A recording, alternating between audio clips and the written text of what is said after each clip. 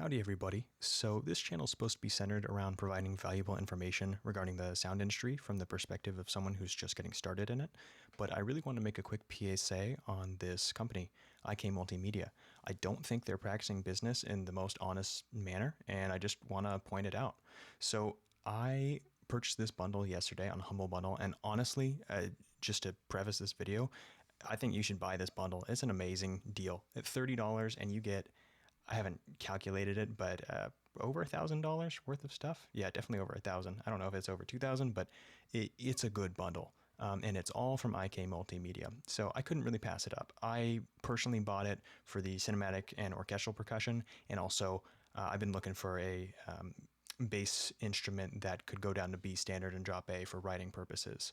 So I was more than happy to buy this. And I'd heard good things about some of the things in Total Studio Essentials. It includes Amplitube, T-Rack S. I don't know if that's how you pronounce it, but I've heard good things about that in Tonex. So $30 for all that, it sounded like a great deal, so I got it. So the first thing I noticed, and this is going to be the common theme throughout everything, is they were mixing in things that I own and things that I don't own. So I installed all the software that I purchased, but before they were installed, these here that are just trials they're trying to get me to install or buy, they were mixed in. So I had to navigate through and decipher on my own what do I own and what don't I own in the installer. And there's nothing here to filter it by what I own and what I don't own. They're just immediately from the start throwing in things that you don't own to try and entice you to buy more. And that's kind of a theme of this entire video. So if we go into Logic here, I'm just going to walk you through what I experienced. So I go to my plugins, I go to IK Multimedia, and I see, hey, I didn't realize I bought all this stuff. This is just walls and, rows and rows of plugins. I didn't realize, I guess this all came with Studio Essentials. So my first thought was, let's see, which one did it doesn't matter because they're all going to be like this besides like like a few of these plugins. My initial thought was, hey, tape machine. I didn't remember seeing a tape machine in there. Let me see that and try it out. Okay, this looks cool. Oh, what's this? I don't actually own this plugin. So I believe this all came from T-Rack S6. I don't know exactly, but I think it all came from there. So I installed what I own, what I purchased, and I own that, and I installed it, and it just gives me rows and rows of plugins that I don't actually own, clogging up my plugin list. So I can go in and show a few more. I don't own most of these, but they're gonna cloud my workstation with things that I don't own, and that's just disgusting. If I had not bought this in the bundle, that would have been $500. So I would have been paying $500 to cloud my workstation with things that I don't own. Let's say I really want to use Amplitube and I'm going to use it in every single product or project that I ever use. Well, that one starts with an A, so not a great example, but still, let's say I really want to use Tonex and everything that I want to use. It's going to be my main guitar tone. I have to sift through so much garbage that I don't own just to get to it. And then now I can use a plugin that I own. I just think that's a very annoying way of doing things.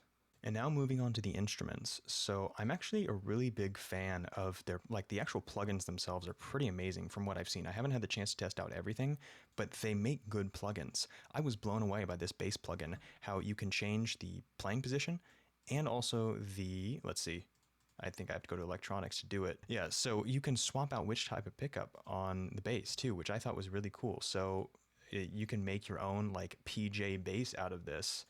Yeah, so you make your own PJ bass. I just thought that was really cool. And you can even slide where the pickups are. So there's no doubt about that. This is a phenomenal plugin. But let's say you want to use the metal bass. You're making metal music and you want to use a metal bass. Where do I go to find that? You have to go through all this crap that you don't own to get to the Dingwall model.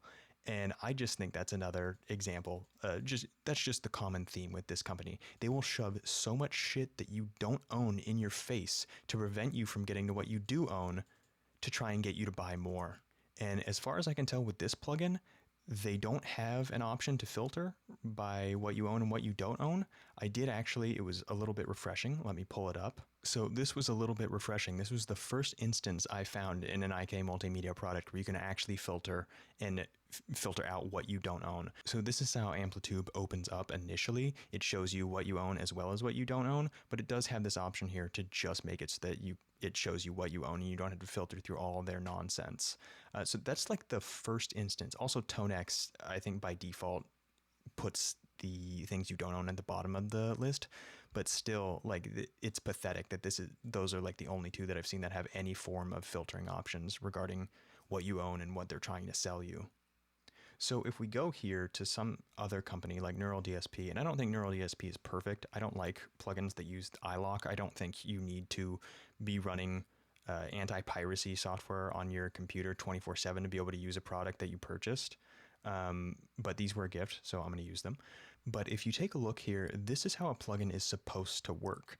Every single option is available for me to use. Every single preset, every single button, every single knob, and it's not trying to sell me things that I don't own.